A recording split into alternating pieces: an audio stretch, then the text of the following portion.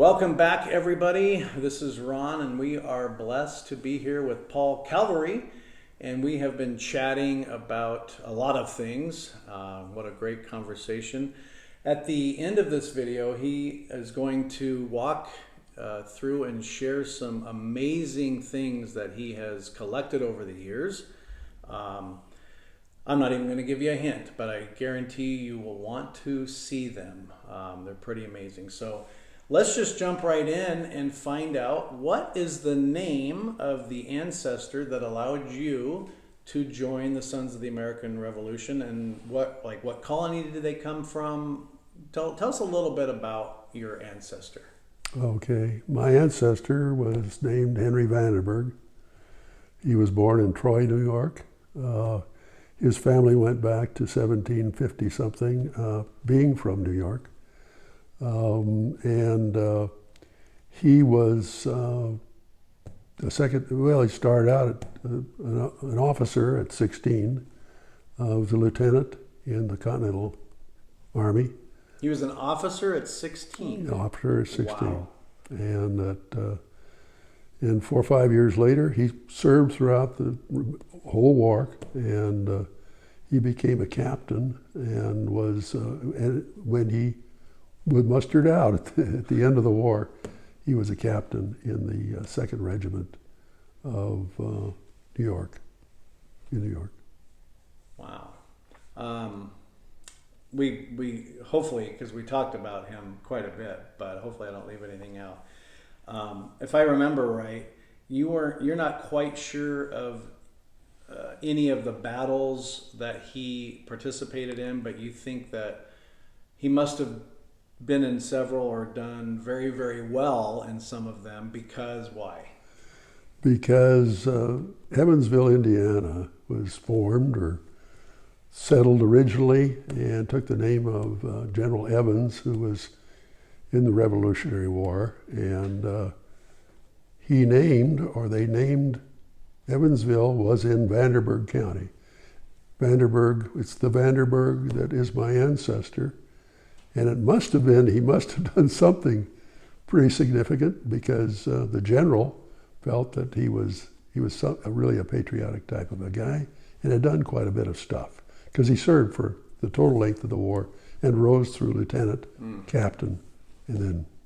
So he fought the whole duration. Right, that's correct. And as anybody that studies know, some people did that, but it's not the norm. I think most people did their time and had to get back to their farm, their livelihood, but he was in it for the whole duration. That's correct. Wow. So how long have you been a member of the Sons of the American Revolution? I've been a member about 32 or 3 years. And going back to then, as we have talked about in previous videos, you can't just assume or hope that because you have the same last name that, yeah, I'm related to him. You have to prove it. So what was that process like for you on uncovering and proving that your patriotic ancestor was in fact related to you? Was that cumbersome? Did it take a long time? No, it didn't take me a very long time, because my family, my father and his father before him, had kept a record of our ancestry. And we do have a certificate of my great-grandfather that was, it was taken out. He became a member of SAR in 1890, and that was 1 year after SAR was formed. And he has certificate number 9 in the state of Indiana, and we have it on our wall. And we're going to show you that here in a minute. So can you imagine getting a certificate in single digits? I mean, that's like so cool. What other things have you learned or discovered about him through books and the ancestry? Do you know anything else about him? Married, how many kids, or anything else that you've uncovered along the way? Ron, I think we got quite a bit of stuff on that one. He moved to Vincennes area, which was then in Indiana territory, in about 1890. He married a French woman, was one of the early trapper families that was there early in the early 1700s. They had 9 children, 3 boys and 6 girls. The 3 boys had kind of an interesting history. One was killed in a riverboat accident, and one was a factor for the American Fur Company, John Astor's group, that in 1832, in the rendezvous at Pierre's Hole, was really the last trapping rendezvous that the original fur trappers had in 1832. Wow. Near what is now Driggs and in the Tetons. He was killed by Blackfeet Indians in 1832, leading a group of trappers. Was shot, and his horse was shot, and it's documented by Washington Irving in his book, The Tales of Captain Bonneville. The Bonneville Dam, as we all know, is on the Columbia River. At any rate, he had an interesting life. He was the first judge of the Northwest Territory, which at that time included the states has since been identified as being through the states of Illinois, Indiana, Wisconsin, Michigan, and at one time was part of Louisiana. He was that for a while, Justice of the Peace. He died in 1812, and there's quite a few things we might talk about him as we go around through that a little bit later. If you had an opportunity to have him sit where I'm sitting now, are there any questions, or have you thought about what you would ask him or want to know about him? Like what conversation? What would you talk about? Well, one thing that we have kind of a blank spot, and I hope to be able to determine where he fought in what battles. I don't have that information, and I think I can get it, but it's just going to take a little bit more digging. But one thing I would ask him is why? Why did he stick with it? As we've talked about before, only a third of the colonists or the original patriots, there was only a third of the population that was in favor of revolution. A third were Tories.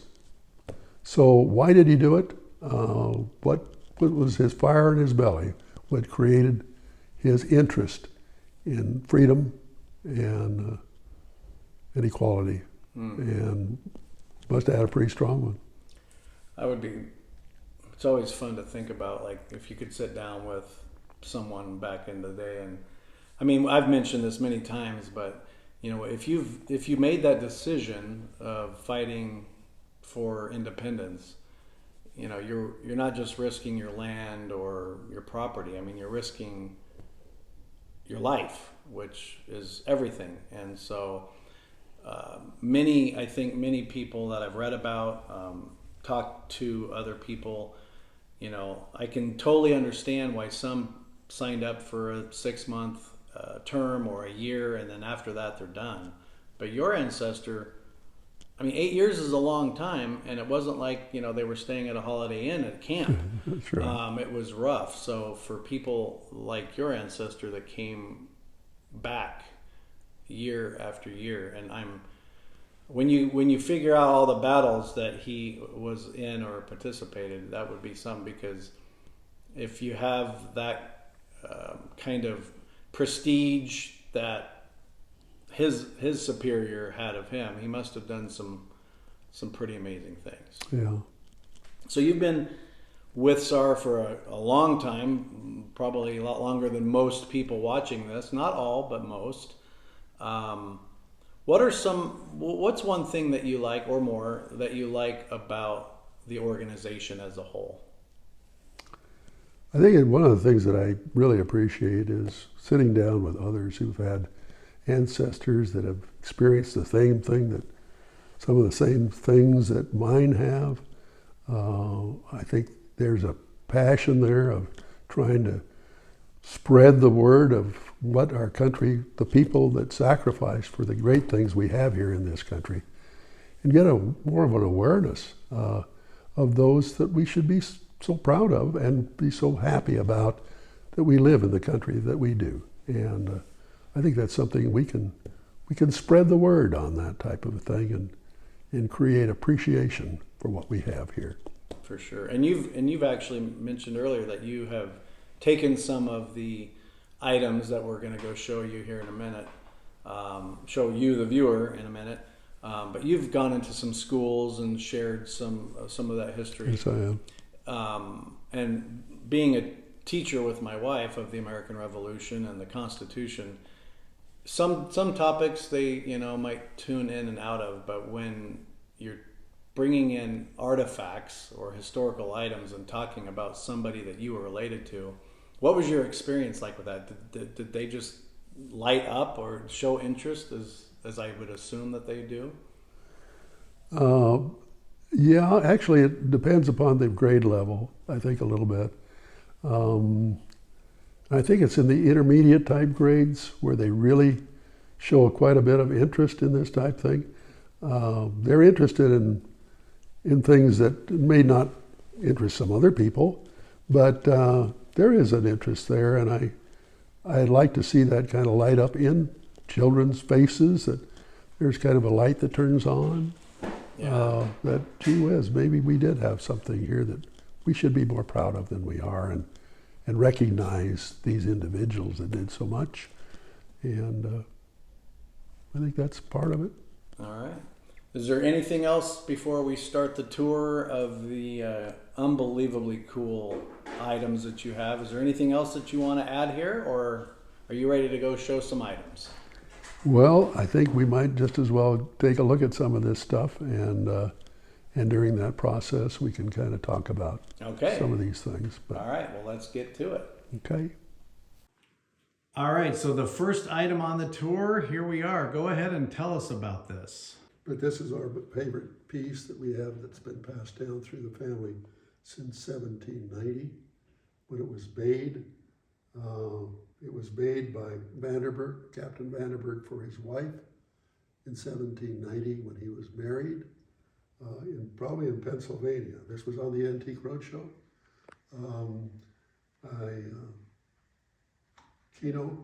Leslie Keno spent about 45 minutes with me on this table. So this piece has been on that famous Antique Roadshow TV. That's crazy. FV is actually, this is bone.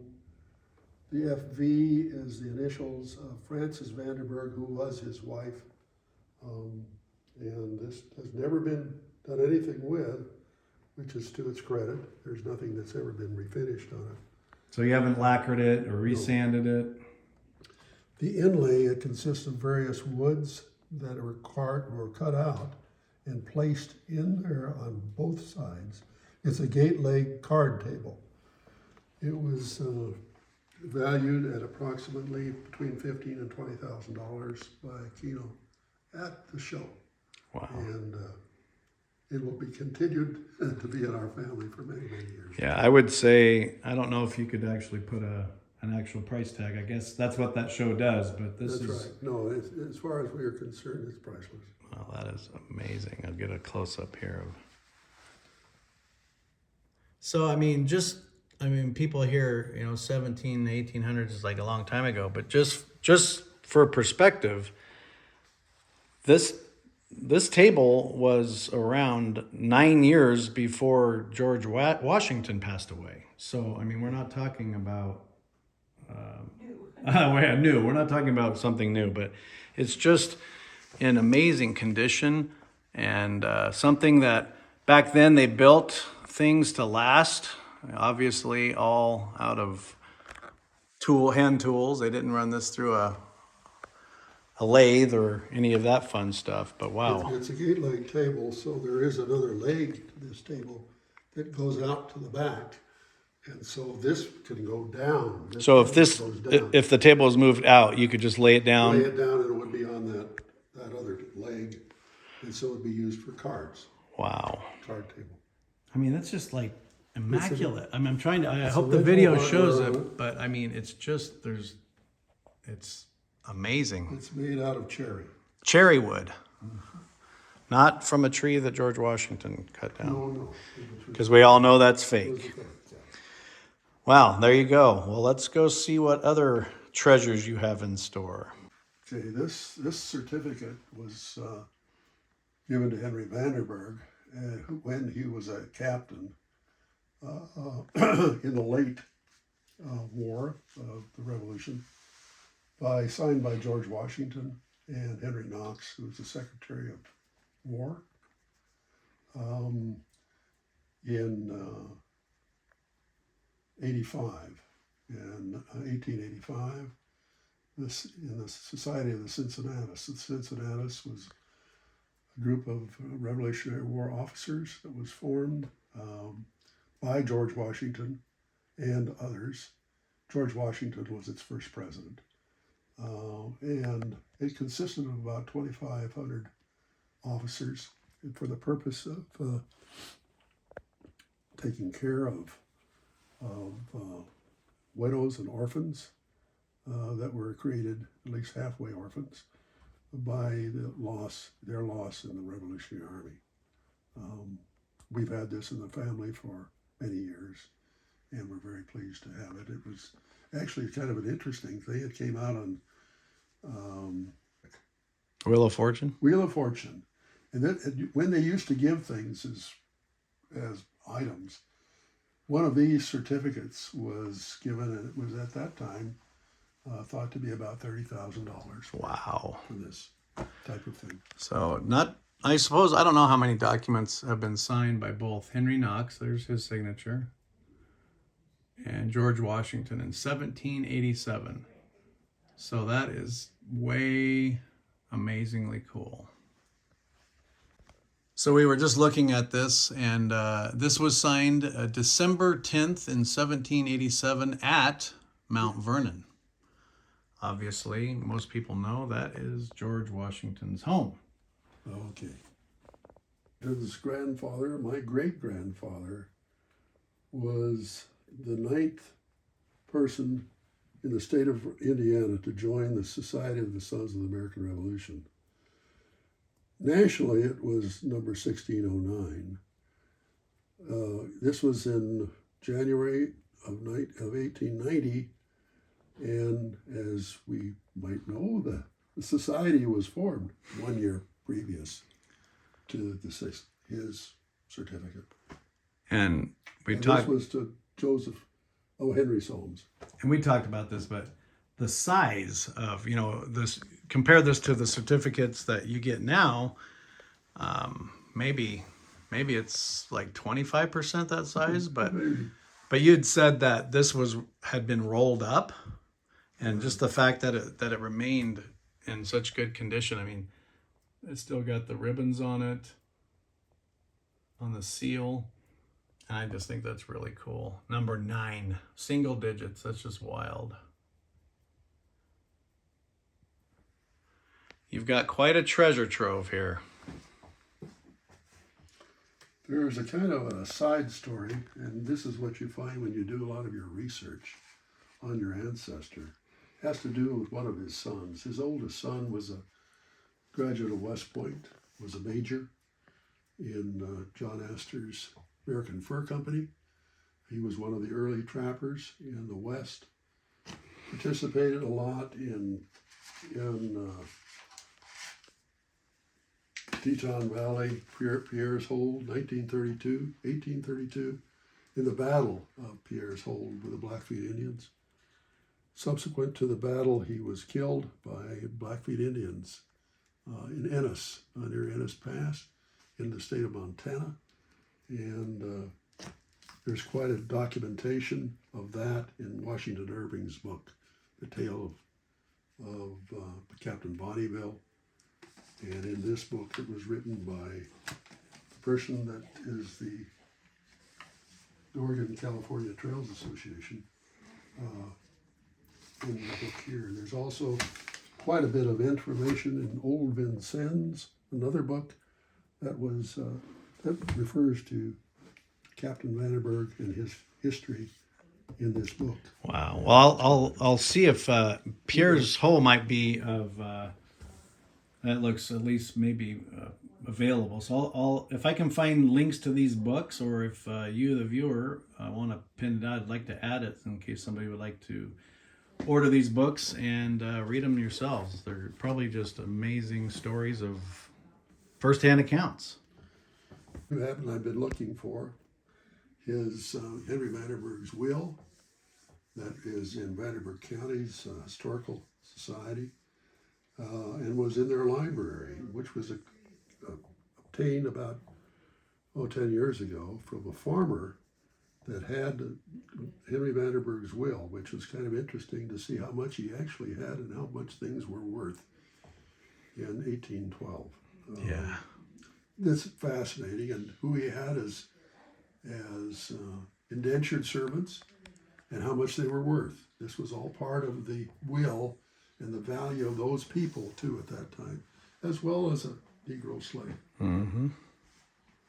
Which is kind of interesting to fall back on. Yeah, and a lot of people think that you can compare today to a different time frame, and you just can't.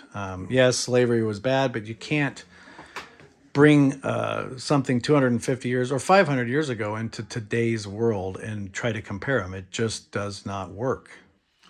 Vanderburg was a pretty good-sized landowner in Vincennes, Indiana, on the Wabash River. He was married this French woman.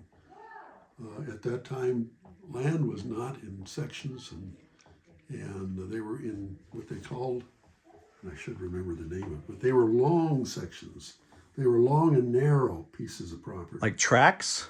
They were kind of like tract. Yeah. But they always went down to the water source, and they were not like the section and township range, all that kind of stuff we have today. Well, before we go look at what's in your china cabinet, I think there's something over here that you might want to share with everyone. This is a certificate of the Daughters of the American Revolution. My grandmother was a member in 1909, and this was her certificate, which goes back to the same as Mrs. Mary Calverley, went back to the captain, and that's her. That's just also not as big as the other one, but still pretty darn big. And in mint condition. I mean, all of your stuff is just unbelievable. These items in this china cabinet were what many of these rings were passed down to me. The youngest son of Vanderburg was born actually in 1812, the year that he died. This was a part of his legacy. It was given to us. It's a part of the old willow pattern from England. It was a dinner platter that was supposedly on his table. This teapot was dated 1876 in the bottom. This was another ancestor that came into the family from the French side of the family. Just kind of an interesting piece. We took this to the Antique Roadshow too. It's kind of interesting because it had the same ivory bead on it, so the heat would not be transferred down to the handle. And just kind of a sterling silver pot, teapot that we've had for many years. Of course, this cabinet has a lot of older things, including these little salt cellars that were used on the tables in the olden days, in the 1800s primarily. But at any rate, these are just kind of individual pieces that we have, and we've had various pieces of furniture that have been passed down to the family. And this was something that used to be, instead of the folding chairs, this was an old carpet chair. It was used just as like a folding chair, but it's a carpet chair like this. They were carpet chairs before the regular folding chair. Oh my gosh. Is nothing but a kitchen chair. Oh wow. But this chair was handmade And in our files, in 1843, this is my great-great-great-grandfather, and he's sitting in this kitchen chair. Oh my gosh. And this was passed down through the family.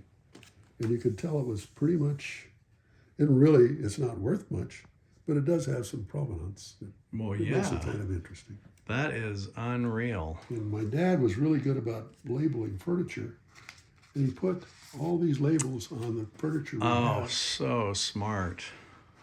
that where it came from and what it was. So Oh my I'll show you gosh. some other stuff too we haven't seen before. But here is on the Solms. This is the Vanderburg side of the family. Solms chair. This was from well, it was in my great-grandmother's home for as long as my father could remember. And he, on the bottom of it, has put a tag on it that he can remember this since he was a little boy, and he was born in 1905. Oh. This is just an old chair that, Yeah, but it's like everything has been handed down to you through the generations. That's awesome. here's a rocker that has the same kind of a background to it, and it's in the Solms family too. So we've got, originally we just thought of this as old furniture. Well, it is, It is old but furniture. how cool is it that it's been Kept in, in your family? all these years. And you know, a lot of times this kind of stuff gets thrown in storage, and then they go, "Oh, it's too old," and they throw it out. And here it is. Yeah, well, it's kind of some interesting. That's really, really neat. I mean, look at this detail here.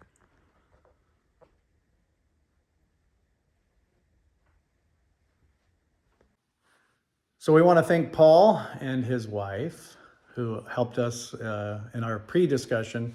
Should have filmed that. Man, there was a lot of good information there. But thank Paul for sharing his story about his patriot ancestor, who again served all 8 years, the entire duration of the war, and sharing some pretty special, unique items, the table and the chairs and the certificates signed. I don't know how many documents are signed by both Washington and Knox. There probably was a few, but probably just orders and things like that. So very special day for us, and I hope that you enjoyed it as well.